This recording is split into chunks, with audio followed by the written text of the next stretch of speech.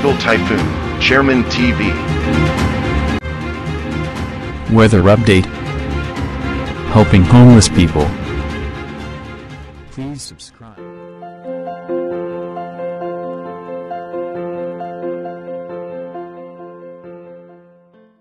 Umaga po, ito po ang latest update natin para nga po dito sa lagay ng panahon.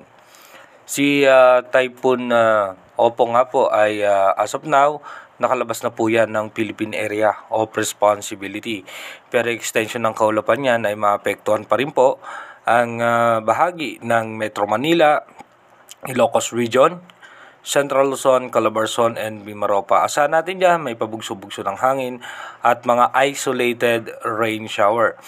Sa may parte naman po ng Western Visayas, Negros Island Region, and Zamboanga Peninsula, apektado naman po yan ng southwest monsoon o yung habagat. At ayon naman po sa ating advanced weather forecast ng European Center, meron nga tayong posibleng sama ng panahon na imomonitor na posibleng makaapekto dito sa may parte ng Bicol Region at ng Central Luzon.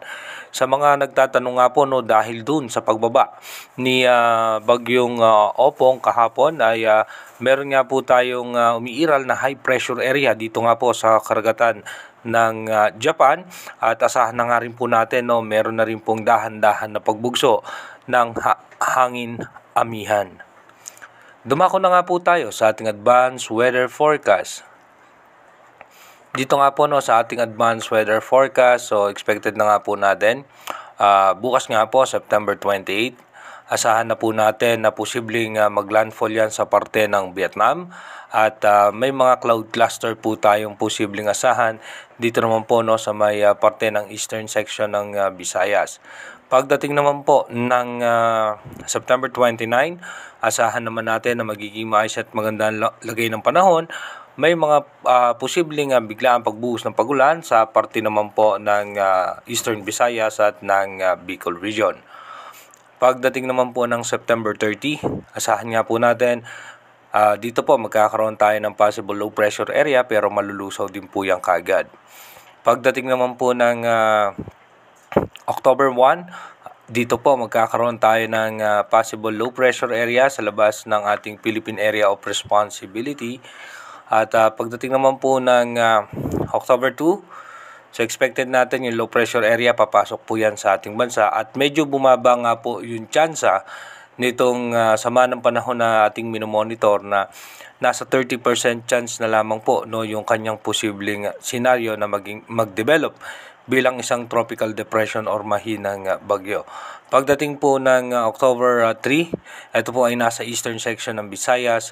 At pagdating naman po ng October 4, aangat po yan sa parte ng Bicol Region. At pagdating naman po ng October 5, ito nga po ay dadaan dito nga po sa parte ng Central Luzon at lalabas nga po sa may parte ng Zambales.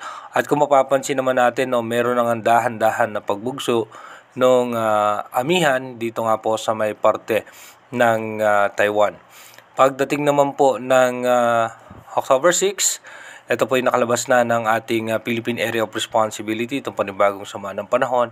At inaasahan naman po natin yan kapag may amihan na humihina yung tsansa ng mga nabubuong posibleng sama ng panahon o bagyo. Pagdating naman po ng October 7, asahan po natin na meron na nga pong possible na pagbugso ng amihan at asahan natin magiging maulan sa parte ng Palawan at ilang bahagi ng Western Visayas.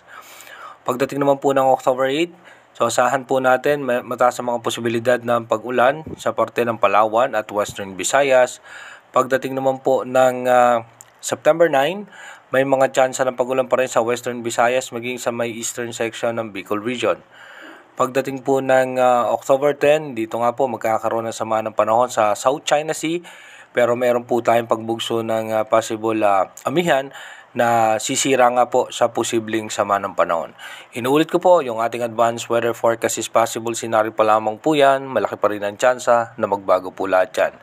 Manatili tayong tumutok sa ating advanced weather forecast para malaman natin yung mga posibleng sama ng panahon na makakaapekto sa ating bansa. Mag-iingat po tayo palagi. God bless po sa ating lahat.